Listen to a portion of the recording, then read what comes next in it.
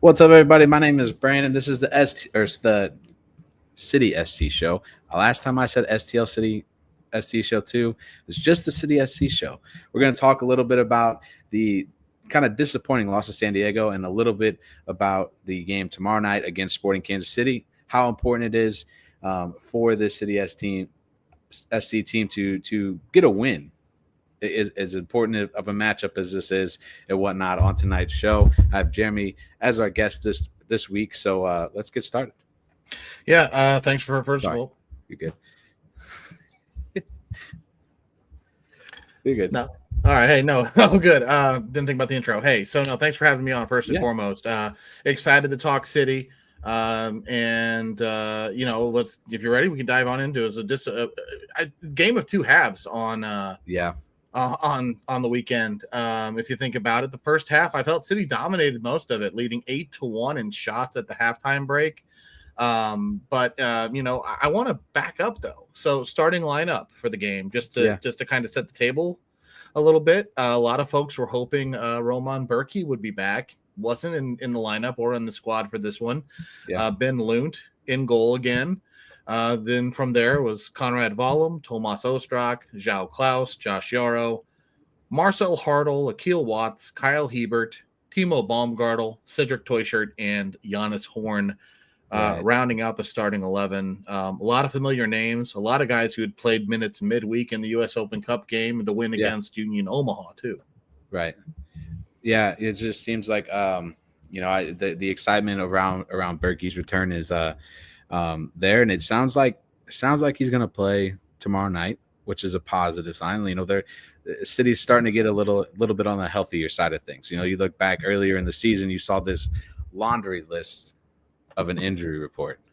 It's shortening up. There's only three or four guys on there now, so that's definitely helping out with this team. But it's still not producing results that you kind of want. So I don't know your thoughts on Saturday's game. The 2-1 loss to San Diego. Yeah, no. So 100%, it is nice to get healthy, and as we look forward to hearing a little bit to Kansas City tomorrow night, we can dive more into the healthy side. But to that point, we saw minutes for Jay Reed. I believe it's his first minutes for the first team this year. He had played a little bit for City too, as he recovered from foot surgery. I believe it was. He broke his foot in the preseason, so he's finally back. So it was nice to see minutes there. But the game for the most part, like I said, kind of a game of two halves. The first half, City dominated 8-1 in shots, only allowing 0.05 expected goals against in the first half, really controlling a lot of the basis of play, but kind of what we've seen all year, just not doing anything with it. I think they generated 0.33 expected goals, so not great numbers from 8 shots. Only 2 of the 8 were on target. So while City controlled the game through the first half, not much to show for it. Second half picked up, and it was more of the same early. City leading the way, generating more shots. San Diego slowly growing into it.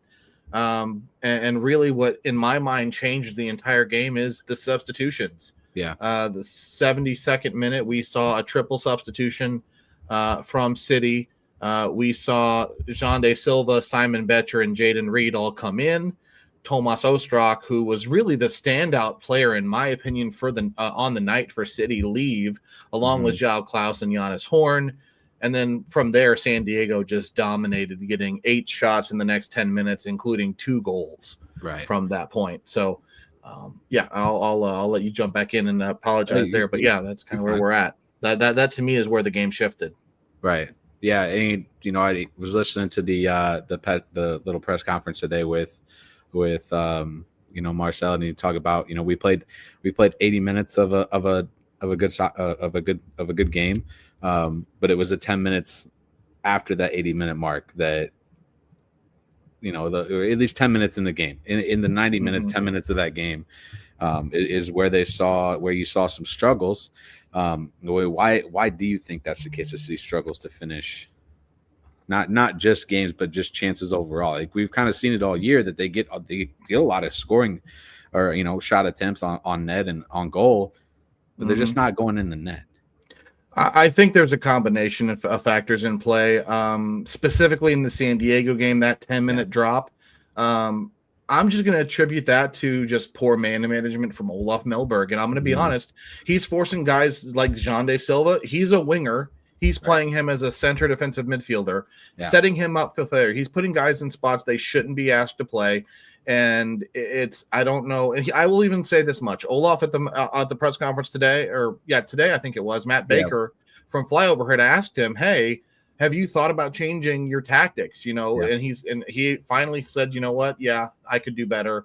So that's nice to see. But I think it's partially that. But to your first question, why we're not putting the ball in the net? I think I point to tactics as well on that. And one of the co-hosts on Top Corner Talk, Oscar Rojas, he mentioned last night that we are expecting our strikers to drop back, pick up the ball near midfield, and then they have to carry it. They're progressing the ball themselves 30, 40 yards. They're gassed by the time they get to the box and can't get a good shot off. And I think it's that. And then on Saturday specifically, trying to look for the perfect opportunity too much. João Klaus taking too many touches in the box, Cedric Toyshirt taking an extra touch. And by the time they do that, it kills the chance and you're forcing blocked shots. And it's a combination. I don't know what the fix is, but I know we need to find it fast. Yeah, it's kind of like we try to relate things to other, other sports and whatnot. It's kind of like passing the puck a little too much during a power play. Yeah, necessarily. Like you do that too much, you're going to end up in an opportunity that's not going to be helpful for your cause. Well, and so you just said it. Throw pucks at the net in hockey, right? That's what you say. I would love to see City start doing that more. I mean, San Diego did that. Right. Their first goal was from like 20 yards out. It's from an angle that shouldn't be beat. He's got defenders between him and the ball. And it's just a shot you don't expect. It's not what you even would really consider a chance. For the stat nerds out there like me, we look at expected goals. The expected goals on that was like 0.11. That means it's an average opportunity at best when you're evaluating the quality of that chance. Sure. Doesn't go and it goes in. I mean, it just shouldn't. And I'm less critical of Ben Lunt, the goalkeeper, on it more than I am as I looked back at that replay and saw we had several opportunities to cut that out. Timo Baumgartel could have stepped up a little bit more and challenged the player. Josh Yarrow got beat. It was a mess of a turnover in the midfield that created a dangerous opportunity, and they caught us out and they capitalized. Right. And that's the difference in some respects with this City team all season. We don't throw the ball at the net, right? Mm-hmm. To use that same hockey metaphor. Yeah. We don't do that. And we get punished because the other teams do, and it creates chaos. And next thing you know, we're down 1-0, and then we're on our back foot, and they're going to get another one because of a defensive mistake, in part by Josh Yarrow, who there was a long ball back from their left back, played a ball 30, 40 yards in the air. Yarrow miscontrols it, and Anders Dreyer, who is a designated player for San Diego, extremely dangerous, one of their leading scorers, pounces on it, and he even gets into a position from an acute angle. Expected goals 0.08 or so on that shot, still somehow beats him because he just threw it at the net. He was given a clear lane to shoot. Lunt tried to come out and challenge it, didn't cut down the angle, didn't guard his post, and just like in hockey, he got caught cheating a little bit. Right. Yeah, I know I talked about it, before with Chris, who's jumped on with us too. It just things not working, not necessarily working, but not catching the breaks that they were catching in year one, and even last year a little bit. Kind of look back at the Sounders game too. Seattle seemed like they could throw anything at the net. They had a couple of deflections. You talked about we were talking about throwing things at the net. It's almost a perfect example of it too. Yeah. Of getting things to a place where you have the opportunity to score, rather it's a deflection or it's just to get a good shot. You saw it in the Union Omaha game with what's his name? He hadn't played. Was it Zelensky? Zelensky got the rebound goal, his first goal for City. Yeah, which was it was a beautiful shot. And I don't know if that's just something. Those are the kind of things that they're not taking. Yeah, like I said, they're looking for that perfect opportunity too much. Like you were saying earlier, passing around too much on the power play. The city's doing too much around the 18. Sometimes you just need to rip it. Right. The key opportunity is scoreless. Cedric Teuscher comes in. Klaus, it's sometime around I don't know, maybe the 60th minute or so of that game in the second half. João Klaus is carrying the ball down the field. Teuscher is running off to his left. Yeah. He plays a nice little pass into space. Teuscher runs off of it, but instead of just ripping it with his left foot and creating that chance that another player like Klaus or I forget who was on the other wing could have run onto, I think Watts might have been crashing in at that point, but somebody crash in to get and get that dirty goal, the rebound goals that you work for in hockey, right? Right. You do the same thing in soccer. Same principle applies. Throw the ball at the net, but he doesn't. He cuts it back, cuts inside, and before you know it, the opportunity is really gone because by that point, San Diego's got their guys back to defend. And that's the frustrating thing. You know there's goals in this team. I mean, Marcel Hartl and Cedric Teuscher had almost 20 goal contributions between them last season and at the end of the year. So the quality's there. It's just tactics. And, I briefly just want to say one other thing about the substitutions and really the roster construction as a whole, because my big criticism of Mellberg in the game against San Diego wasn't his tactics, because I thought for the most part they worked. My criticism is he set the team up to fail with his selection. We have Jake Gerwood-Reich on the bench. I know he's been working his way back to fitness, but you're going to tell me that you can't bring him in he's a 6. He can play the center back position and the DM position. Sure. Why does he not come in? You play him as a 6 instead of Jean De Silva, who you force into that position. You're moving Conrad Vollum, who is an attacking player, had been relatively decent in that kind of attacking role. You're moving him into a defensive position. Yeah. I just don't understand the roster. And yes, we've got injuries. Okay. We know Leuven's away on personal leave. Okay. Morales is hurt. Yeah. Durkin has been hurt. We know that the injury bug is a real thing, but if you don't want to pull in JGR, where is Miggy Perez? He's a homegrown. You can do a short-term loan. He can come up, play in 4 games as part of that short-term call-up, and because he's an off-roster homegrown. But I don't understand why we're not using what we have, or if you even want to go deeper into it, change your shape.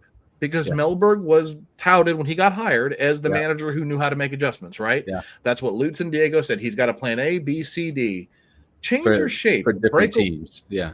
But teams. But even within the game, change your shape. If you know your bench isn't going to be able to come in and play a 3-5-2 or a 3-4-3 or whatever your formation is, move to 4 in the back, play a 4-2-2 or a 4-4-2 or 4-3-3, 4-2-3-1. Do something to maximize the potential of the squad, as Olaf likes to say. That's where I really struggled on Saturday, because on the whole, I thought most of the performance was something I was happy with. But again, you can have all the numbers and all the stats. The only thing that matters at the end of the day is wins. And right now, sitting 13th in the West, we're not looking great. Yeah, and that was something that we talked about it in previous shows too. That having a lineup that's not a lineup, but the way that you set your guys on the field in a better situation for what you have available. Rather it's your starters or substitutes later on. It seems to be, and it's not the first time that I've heard this. Olaf's been this guy that's said, I'm going to change things up. It's going to be different every week, this and that. But it doesn't seem like that's been the case this season. Not enough. Not enough from what we were expecting. The one thing that I also think that was nice to see on Saturday was the high press back. It was probably the most effective pressing game I thought we'd seen. I did enjoy seeing. They created some dangerous opportunities. But the other thing too, and granted, again, I know we have injuries with Kessler out and Nilsson out. Vinsel is our other depth center back who's been in and out and not fit, but relying so much on Josh Yarrow, Timo Baumgartel, and Kyle Hebert, all 3 of those guys, I think that was their 3rd straight 90-minute performance or somewhere in that. And I know they all played 90 against Omaha. Yeah. So I mean, that mental fatigue comes in. And to your, what you said way earlier, Luch Svanensteel, the sporting director, was on KMOX on Sunday, and he's like, we have to be better at these late game moments. Yeah. That's ultimately what this came down to, because you're scoreless through 75 plus last 15. That's what matters. You got to close out the game, especially at home. And it's just hard. It's hard right now because you want to be optimistic and you want to say, oh, I see this, and this. These are things we can build on. Right. But if the results don't come, those really quickly get swept away. And it's really more about, now, is Olaf the right guy? Do we need to have that conversation? Is Lutz the right guy to be the sporting director at this point, because the roster is a mess in so many spots? Or the other point is, everybody gets hurt. What's going on at training? What are our physios doing that we can't keep a healthy squad? These are all of the questions that we all have. Yeah, you talk about, that's one of the questions, I'll have here in a little bit for you too. Sure. is the training situation, what's going on there. But talk about Klaus really quick, more of like kind of individual player. Couple of missed opportunities for him in the game as well. Like, what is this something that we should be concerned about, whether or not it's some kind of form or just some kind of like something's not right. So here's the thing with Klaus, right? He gets a lot of criticism because he's a designated player. Right. And I think a lot of people expect him to score, right? And rightfully so. He's a striker. That's what he's expected to do. Right. And again, stop me if you've heard this before, but in his career, he's never been a prolific goal scorer. He has, in his entire career, across all of the continents he's played, he's had 3 seasons where he scored 10 goals or more, the most recent being in 2023 here in St. Louis. Part of the problem with Klaus is he's out of form. Okay. Part of the problem with Klaus is, as I mentioned earlier, he's expected to carry the ball and be that progressive forward and set up his own chances. He's being asked to do too much work. He needs to be the guy that can get the ball in a dangerous spot and exert his energy and use his skills to create the space to score. He did it against Omaha, by the way. Yeah. He did score a nice little goal. He tucked away into the right corner in the second half to ice that game late. But I mean, he didn't have a lot of dangerous opportunities. I'm looking at, FB ref. He's got 1, 2.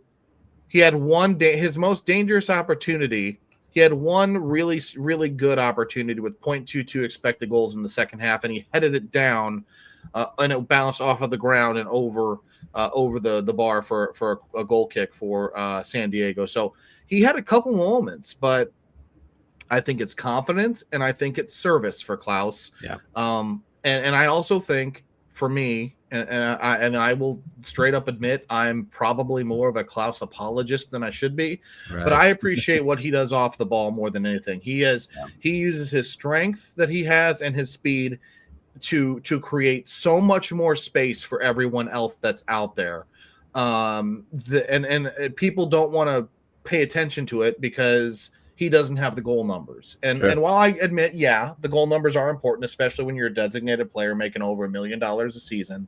Right. But I just think there's got to be some balance there and some appreciation for what he does do that has created goals for, Hartle and Toyshirt are our joint leading scorers at 2 goals apiece.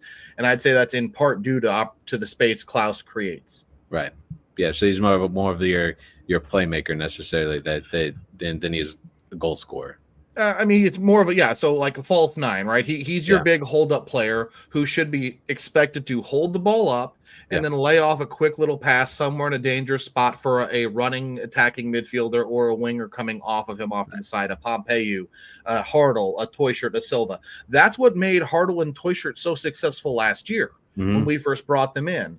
Yes, we were a different system under John Hackworth. Sure. But that's what Klaus's role was, and he did it really, really well. He was in the top 2% of all strikers in a metric for the receiving metric for goals added over a game on average. So he's got redeeming qualities to his game that just get overlooked solely because we think striker in a very simplistic way, striker, goals, that's it. When Klaus's game isn't that.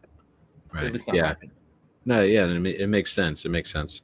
I mean, I get what where you're going with it, and you know, and Yeah. whatnot. What is just something? I mean, you kind of talk about the you know, on more of the stat side of things. It's just your typical case of expected goals versus actual goals.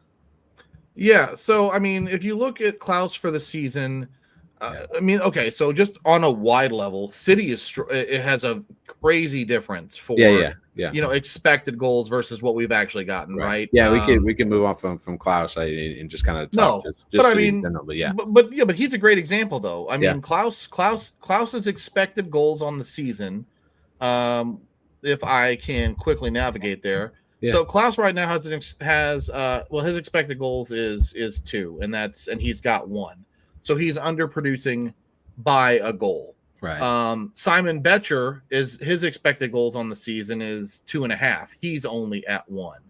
If we look at like where City is total, our Yeah. expected goal total is 14.6 according to Football FB Ref, and our actual goals is 8. So that's a difference of like what minus 6.5 goals less than what we've produced according to this stat. 6.5 goals less than what we should have based on the quality of shots that we've produced. Sure. And it's some of it's confidence, some of it's shot selection, some of it's I just it's hard to really say what it is and just blatantly say. I mean, I will say this. So talking about Klaus did kind of call out the team a little bit after the Omaha win. Mm-hmm. In that press conference, he said, "Hey, as a striker, my life's difficult. I'm not getting enough service. The team is what's supposed to create for me, and we're just not doing it." Right. So that's kind of the thing and I think a lot of the fan frustration to kind of the underscore this whole thing is, yeah, Olaf keeps saying, "Oh, we're the better team. We're the better team. We were better for this long or that long." But if the goals don't come, are you really the better team? Right. Yeah. You don't win games off of, off of just possession alone. It's the score at the end of the game that gives you the win, loss, or draw Yep. at the end of the day. And if you're not producing in that area, it's just what that's how it's going to be. And you're not gonna get your wins. Yeah, that they need, I would say, at this point. So talk about like now. Just we brought up the fitness and lineup consistencies and whatnot. So what do you think is the issue with is there a fitness? Is there a training issue, a fitness issue? Something that or is it just roster management type of deals that's causing some of the issues with City? I mean, injuries are undoubtedly a factor. You mentioned it from the offset, right? Yeah, they're going to happen everywhere. To the extent, I think the question is, they don't happen everywhere to the extent that they seem to happen consistently here, right, in the muscle injuries that we've gotten. Yeah. Jay Reed's foot thing in the preseason, okay, that happens. Yeah. I think, when we see a re-aggravation in like Rasmus Alm, Thomas Totland. It was Totland who was up and warming up against, I think it was the Seattle game. He was up stretching and all that, and then re-aggravates the injury that kept him out the previous games before, right? Right. So what are we doing from a recovery and training perspective that continues to have these problems? And for a guy like Henry Kessler got hurt, a pulled hamstring the day before a game. Yeah. I think Taylor Twellman even mentioned it in a tweet. This was 2-3 months ago now, where Twellman put out there on the Twitter space that, he's being told by players that they're doing full 11v11 training more often than they should, or that they're doing that before the game. And it really it does leave you kind of scratching your head. Yeah. When you're now handicapping yourself by getting some of your the guys you expect to be in your 11 week in, week out. Right. I mean, Kessler, Nilsson were 2 of your back line that you expected to be among the starters. They've missed significant time. Again, Nilsson's made of glass, so that's a moot point. But Kessler, he's been out. And so now you've had, the one of the main positions of depth. You start the year with 7 center backs.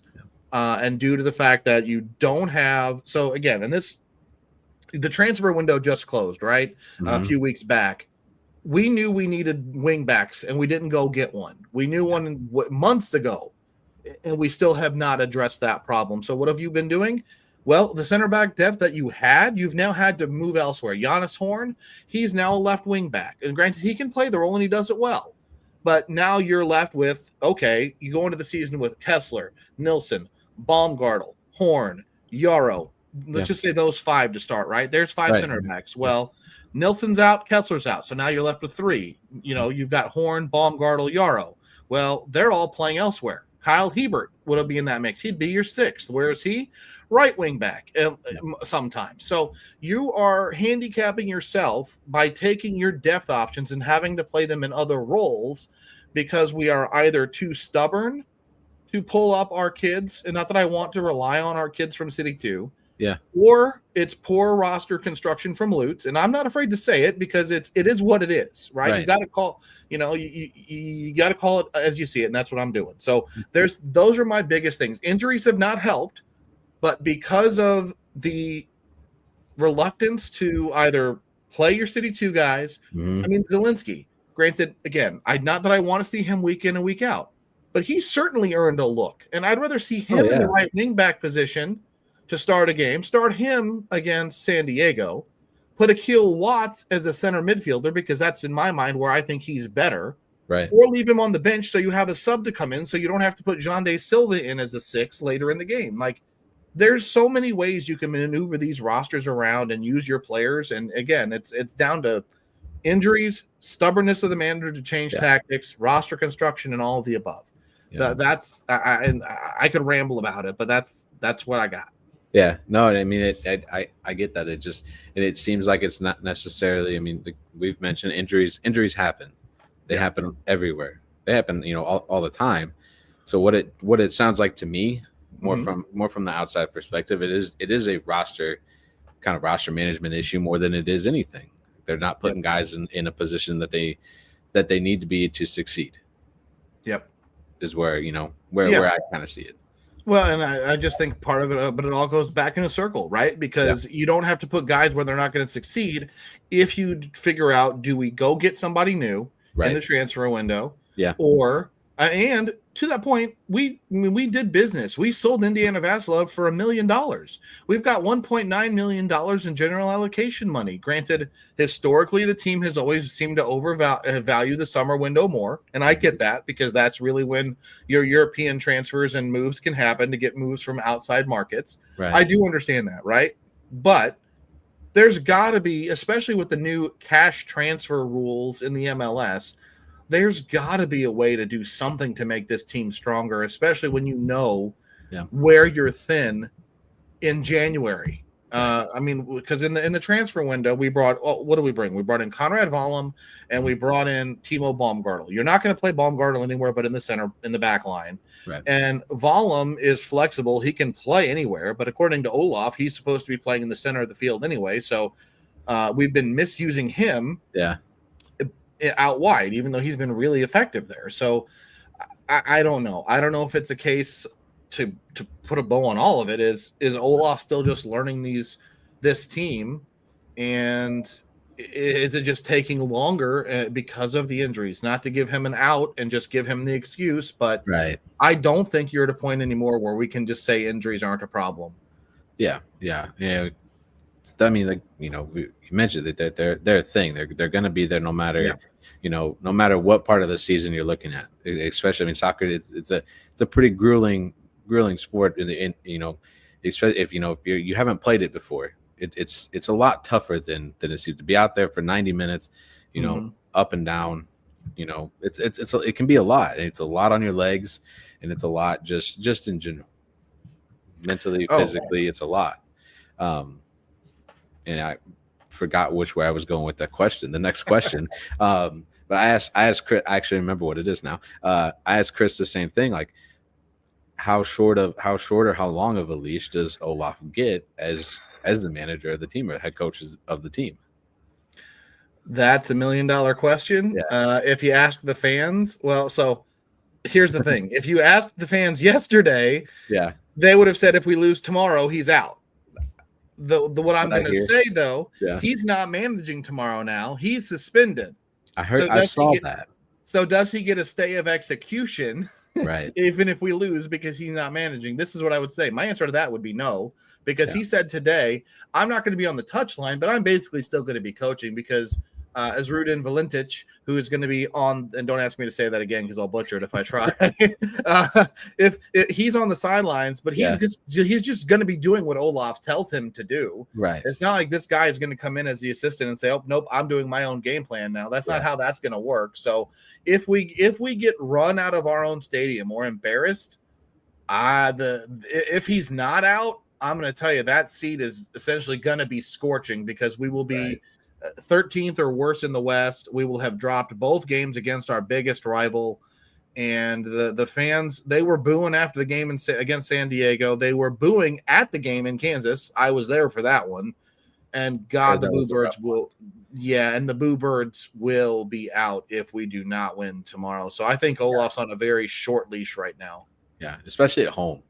I mean, this team has seemed to play better at home necessarily, but I mean, it seems to almost be the opposite in sort of a ways this year. They play decently on the road, but struggle a little bit at home. Yeah, and that's hard to really put a finger on, honestly, because I mean, I'll do this. I'll say this much. I'd go back to some of it is just the way you set up in games, right? Like you go back almost a couple months now. We played Austin. When we played Austin, I think it was like 6 or 7 defensive players in that game at home. Like there is no way you should be setting up your team to play that defensive at home. So City at home is 1, 2, and 3. In the Western Conference, in terms of just wins at home, we are tied for second worst. The only team that doesn't have a win at home is the LA Galaxy. Yeah, and they're in terms of points at home, we're third fewest. Only FC Dallas and the LA Galaxy are worse at home than City has been, and it's just crazy to see that being the case, given that the crowd is so good, right? Yeah. Like it's just hard to explain. I don't know if it's again tactics, approach, or what, but man, is it frustrating? Because I think here's the thing: if we were playing entertaining soccer, right? If we were playing and we were scoring and if the games were shootouts and we were losing, I don't think the fans would be as mad. Right. I think it's the problem that we're watching paint dry on the field and still losing. Like I forget who it was. It might have been Taylor Twellman who said it. You can play boring soccer as long as you win. Right. You can't play this way and lose. And that's what we're doing. Yeah. That's the a common thing that I've heard so far is looked at it. You know, we had a Cardinal show not too long ago. You know, in our guy Josh was talking about like, hey, like I don't care if you lose, just make it entertaining. Yeah. You know, and it's the same thing across you know, when it comes to City, like it's the same way. Like, hey, I don't really care. Like, yeah, I understand you might draw a game, you might lose 2-1 like you just did to San Diego, but if you're not gonna make it entertaining, like it doesn't make it any fun either way. Like let's rewind the clock back, 10 years or so. We had the MV3, Pujols, Edmonds, and Roland or whatever, right? And for the Cardinals. Right. So you're down a run going into the bottom of the 8th or the 9th, and you've got the big 3 coming up. You still have that hope, right? That oh my God, we've got our big bat. Something could happen here. Right now, even after City scored that late goal, there isn't that. I don't feel like there's that optimism with City because it's like as soon as you go down, the players' heads go down, the mentality seems to drop, the fans feel it. And like at least if we had that, maybe we could hang our hat on it and say, you know what?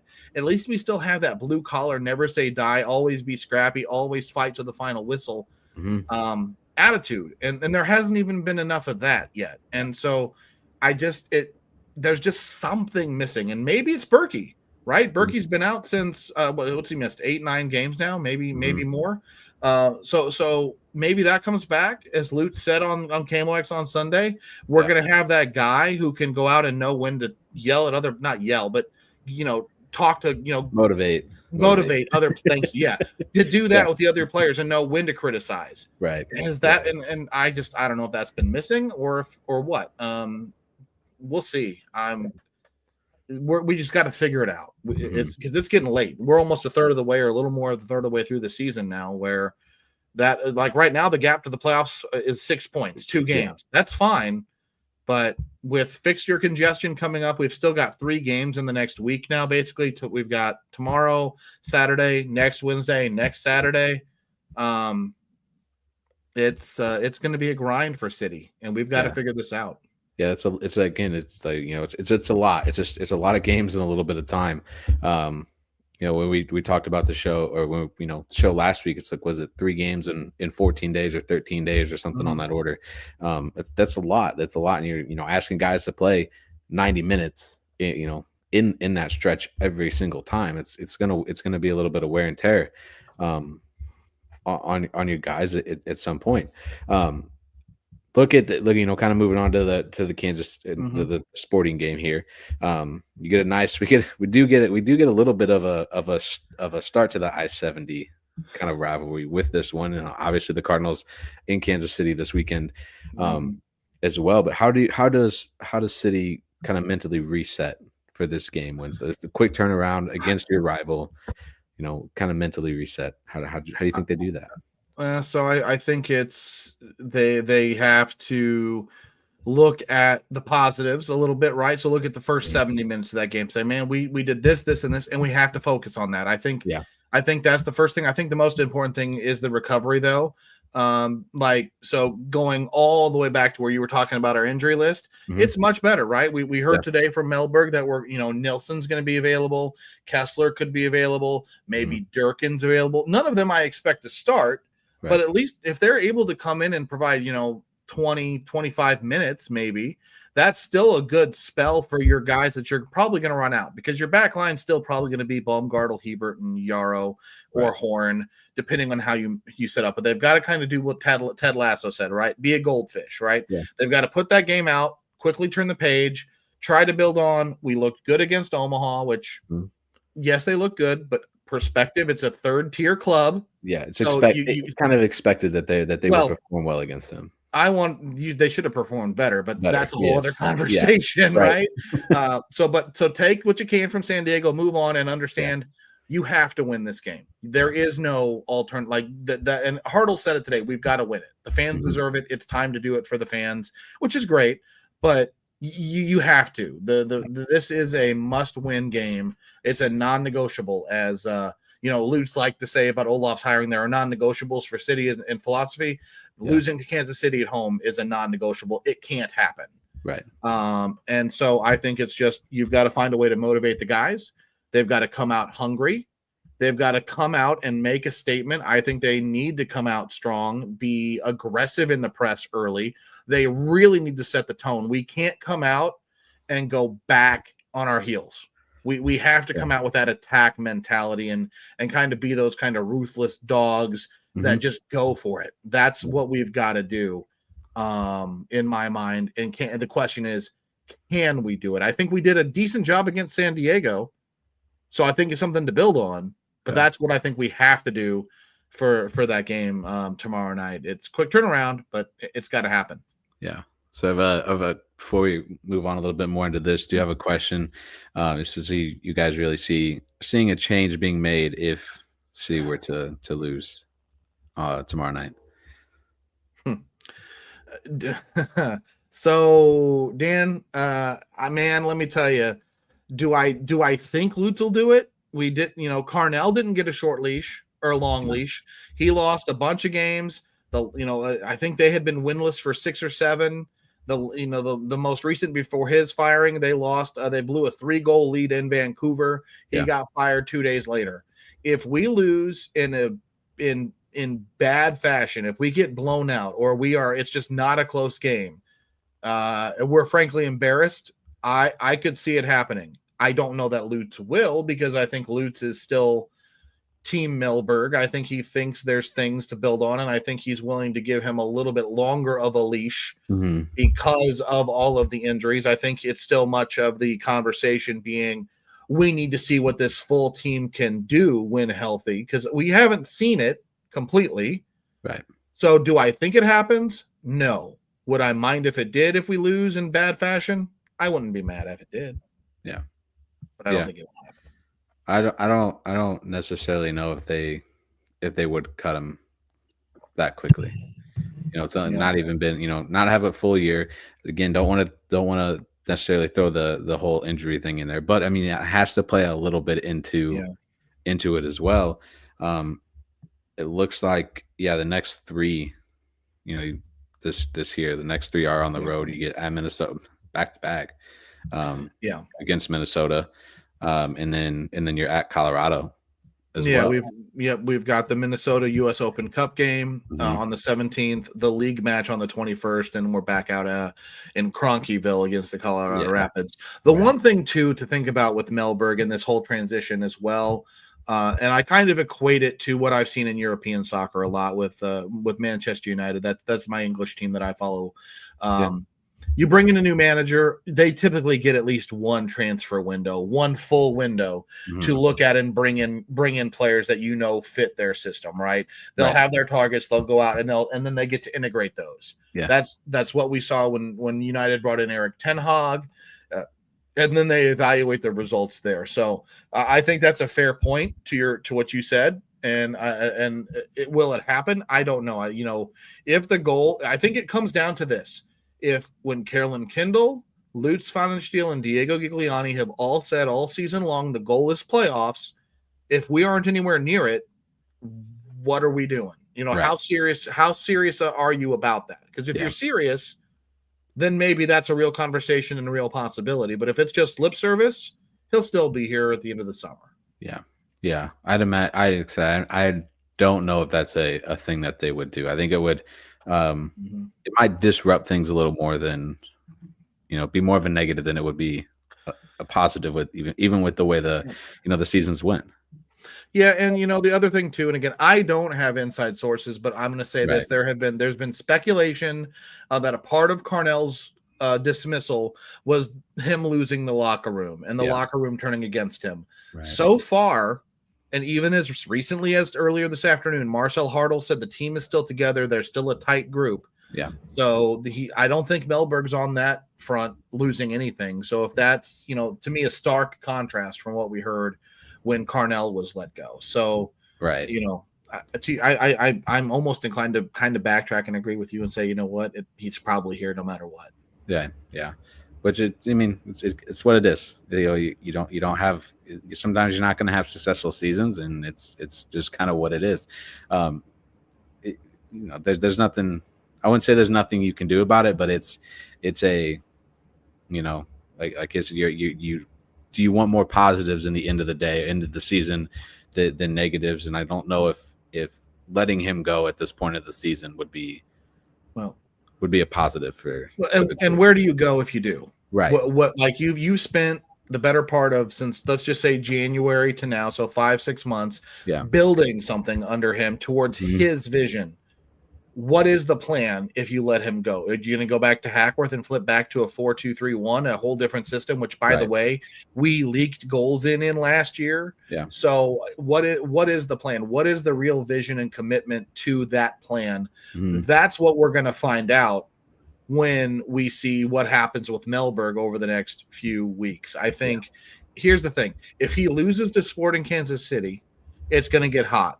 Yeah. The Open Cup game, if he loses to Kansas City, is still in the job for that Open Cup game, and we advance past Minnesota, that I think helps his case a hell of a lot to stay in the job, right? Like we've seen the Cardinals, they're committed to rebuilding. They've kept Ollie Marmol despite losing records or less than stellar play. The fans wanting him out. right, 100%, much louder than what I've heard.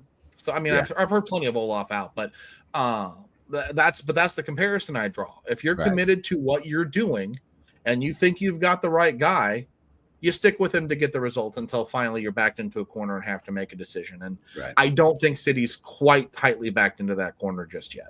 Yeah. Yeah, and that makes sense. Let's jump back over to the game preview side of things here with Sporting. I appreciate the questions though that get thrown in throughout the show. It just helps kind of gives a little bit more to talk about as well. But what player or players are should we expect to make a kind of like significant impact in this one against Sporting?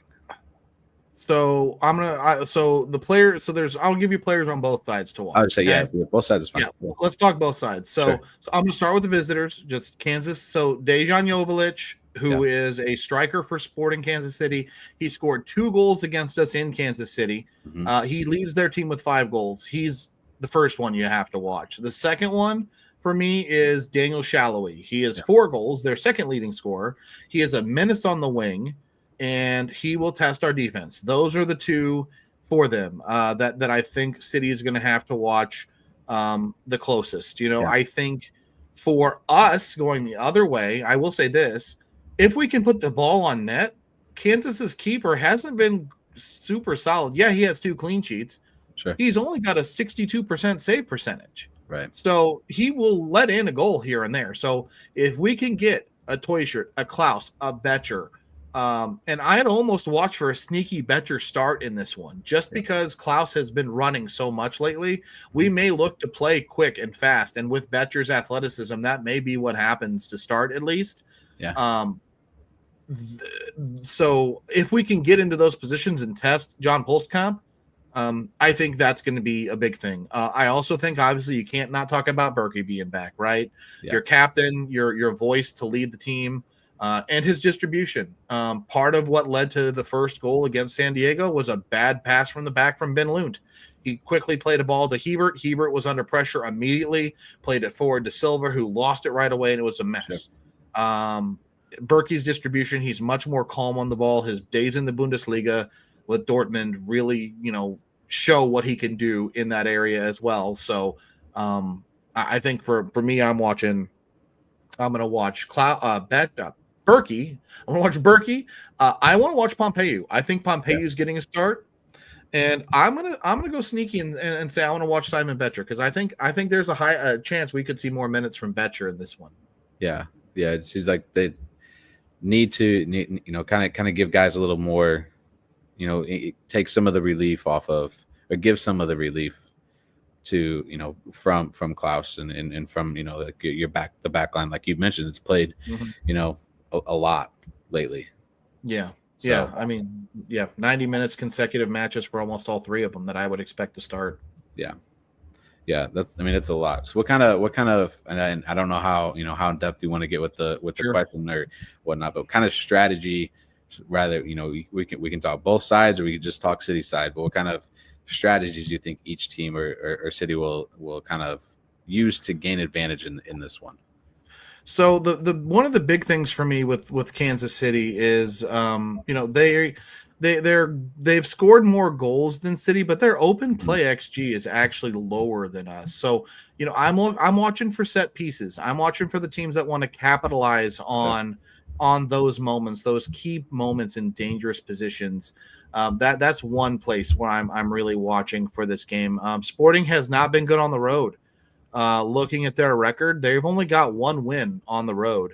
They're 1-0-5 away from Children's Mercy Park. So they've allowed 11 goals. Was that win in LA against the Galaxy? Was it in LA? It was a road win in LA on an own goal from Maya Yoshida. They didn't even register a shot. Right. Only team in MLS history now, right? To win without registering. Never have heard or seen a stat like that before. That was something else. When I saw that one pop up the next day, I looked, there's no way. And then okay. No, 100%. Kansas City, they're not the heaviest possession team. They're around 50% possession. So, I would expect City to get an almost equal share of the ball. They are a team that really likes to progress the ball fast. They like to play down the wings, especially down through Shallowy on the left. That's why I mentioned him so much a minute ago. He really is one of their key. That left side is really where they like to build up on their when they're on the attack, and so our right side defense is going to be tested. Akil Watts may be in for a long night. I don't think we've heard Totland is not back as far as I've heard. So I would expect it's going to be either Watts or Hebert out there. Honestly, it wouldn't surprise me if it's Hebert. I think this could be a game knowing that piece about Sporting where Melberg is looking to set up with his team a little intentionally unbalanced, where you play more defensive on that side where they may likely build their attacks. Right. And it would make sense to do that in my mind in this game. Yeah, and so you got that kind of that would make sense to kind of put up a little bit of a blockade on the side that is the strongest. That would make sense. My head, my eyes. That would seem to be the thing to do. You have an opponent who's strong on that side of the field, so you take it away from them. Take away the threats. Yeah, and they're also a team that likes to possess the ball in dangerous areas. They are third in touches in the attacking third as a team, 2,172. The only teams with more touches in that final third, Seattle and Columbus. So they like to get the ball, they like to get it up the field, and they like to get it in dangerous positions pretty quickly. Right. They're also, when it comes to passing, they're not the best at passing. They are. Let me see if I can grab that stat real quick. I was looking for it. I've misplaced that on my screen here, so I apologize. But in terms of progressive carries, they're the most progressive carrying team in all of MLS. 231 progressive carries. Yeah, and they've carried it more into the final third than any other team. Just for comparison, St. Louis. So Sporting is first in those categories. Mm-hmm. We in St. Louis are fourth from the worst. Yeah. So big discrepancy there. Yeah. So this is a game where I hate to say there's a little bit of fear that we could end up on our back on our back foot and on our heel early if we let Kansas City get comfortable on the ball and comfortable in their way of play. Like this is in soccer, you always hear about imposing your style of play on the other team. Right. Whatever City's style of play is supposed to be, if there's ever a time to see it, it's got to be this game. Because with them having their traits of possessing the ball in dangerous areas more, you really are going to be playing with fire if you let Joveljic. He already showed you what he could do once. Yeah. He was a good scorer for Galaxy a year ago.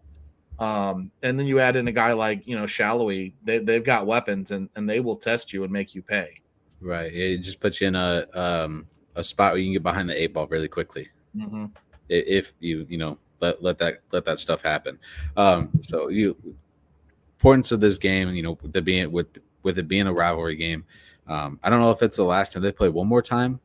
Nope, this is it. This is it. This is I it. thought I saw that they played one more time. Maybe that was last season. So it was the first year we did because San Diego didn't exist. Now that there's equal teams in the West, we only play everybody twice. Right. There we go. Okay, that makes sense. Makes sense. Yep. How will the outcome of this match, affect either team? Rather it's we'll just stick with City, the trajectory for the rest of the season. Well, I mean, for Kansas, just briefly, this would be a really good feather for their new coach bump when they hired or fired Peter Vermees. This would be a nice little feather because this guy would have come in and beaten us twice. So and it would keep them moving. I mean, they've played better than we have since the change. For us, it's a massive step forward because if we get this win, we carry that positivity of not only winning, but winning at home and winning against our rival into what to me is, and I may get blasted for this on social media, but to me, it's almost as important of a game on Wednesday or not Wednesday. Whenever we play the Open Cup game, this is the 17th against Minnesota. Mm-hmm. Because Saturday. Saturday will be the league game. The Open Cup will be the following week. Following Wednesday. I'm losing track of my days. But anyway, no matter what, we carry that momentum into the weekend trip we go to Minnesota and we carry whatever that comes out of that. It's that building block towards carrying some kind of momentum into the U.S. Open Cup. And for my money right now, I'm putting a lot of worth on that cup because it is a shot at a trophy that we can win. And we need to make a point to make a serious effort to get out of the round of 16. It's our first ever trip this far into the tournament, and we need this run to continue because with the way the league season is going, Yeah. I want to get something to hang my hat on at the end of the year. And if it's a US Open Cup, I won't be too mad at it. Right. Yeah. It's hey, it's something at the end of the season. Like you said, you look forward to. Get some excitement at least Yep. for the season. And we talked about it. I talked about it with Chris before, like how important the Union Omaha game was to start building that momentum for the game against San Diego, in the game against Sporting, and then as you look into it, you're playing teams that are right up, kind of right above you in, or on the table. Like Yeah. these games are important. Trying Well, to gain ground in the playoff race. oh yeah, I mean, again, being right now 2 games out, you're talking about the table being 2 games out of a playoff spot in the West right now. You get a win here, then hypothetically you close that gap towards the 9th place spot. Right. The what is it? Minnesota United, they are second, I think, in the West right now. So I mean, it's Yeah. gonna be a really, really, really tough test. They're not an easy opponent at all. They're sitting on 22 points, 6-4-2 record through their games. They're 3-2-1 at home. So they don't lose a lot, especially at Allianz Field up there in Minnesota. But if you can go up there and get a win there, let's just say you win Wednesday. Yeah. That spark jumps you to a win over Minnesota on the weekend. You can somehow carry that confidence forward and beat them again for the Open Cup. Then you're on a roll, But I don't know. I'm hard pressed to be greedy that way. I don't think we beat Minnesota in Minnesota twice. That'll be tough. So for me, I want to win over Kansas City tomorrow night. Mm-hmm. I will sacrifice the league game because there's still, even after that game in Minnesota on Saturday, there'd still be 20 games left. So there's still enough time. Like, I'm not one to buy into right now that, oh my God, the season is over, we have to wash it. Because we're yes, it's a third gone, and we are digging a hole, but it's still a hole that's manageable. It's only 2 games with enough games against remaining opponents that we can effectively make it a 6-point game, right? Yeah. So I would much rather say beat Kansas. If we have to lose in Minnesota, lose at the weekend, and then balls to the wall, everything we got on Wednesday night to get down to what would be the round of 8. So is that the quarterfinals? Yeah. Of that Open Cup. Yeah. That would be ideally what you want. And you have, going to Colorado too, not long after that. And, you're not home again until, San Jose later in, this month, at the end of this month, and whatnot. So kind of wrap things up. Do you have your prediction on tomorrow's game? What do you score wise? Well, what I would love is 3-0 City. I'm not going to say that's going to happen because I don't think it will. Yeah. But I'm going to go City Red, and I'm saying 2-1. I'm saying we get that win, and we have something to build on going into the weekend. Yeah, I like it. I think that's a solid one. I'd want to say it more of like a 1-0. You talk about possession wise. Make it a little fun, make it a little entertaining. Give it a 1-0 win. Okay, could see it. I don't know though. I don't know. Yeah. Wrap things up here, Jeremy. Tell us where else we can hear you at. So you can find me J_Clem on Twitter every Monday night. Also on Top Corner Talk. That's Top Corner Talk 314 on YouTube with Mo Football, Charlie Billieu, and Oscar Rojas.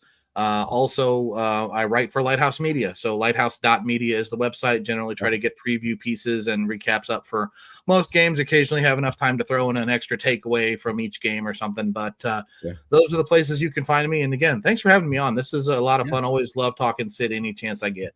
Yeah, no, it's a blast to be able to just talk about different, not talk about different, but talk to different, fans and whatnot. Like I talked at the beginning of the show before we started.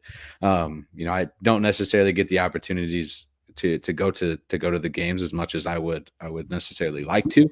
But still be able to keep up with it and just to talk to different fans and their perspectives and whatnot of this season, especially with the way it's been, and not only just that, but from the first season to now, how much of a difference it's been. And it's always fun to talk to different people about how they feel about things going on um, throughout the season. So always happy to have you back on later on. Yep. At any point in time through the season. If you haven't got a chance yet, and check out all the other stuff. I think I tuned in a little bit to the show, you guys' show last Yeah. night. Awesome, awesome stuff. The banter back and forth between everybody and whatnot was fun. It was fun to watch. So make sure you check that out as well. Go like, subscribe, do all that fun stuff. Do the same thing here. Like, subscribe, share out. Mhm. We'll be here as much as we can. Know the blue season's over. We still have the Cardinals, still have the Battlehawks, who are playing really good football right now too.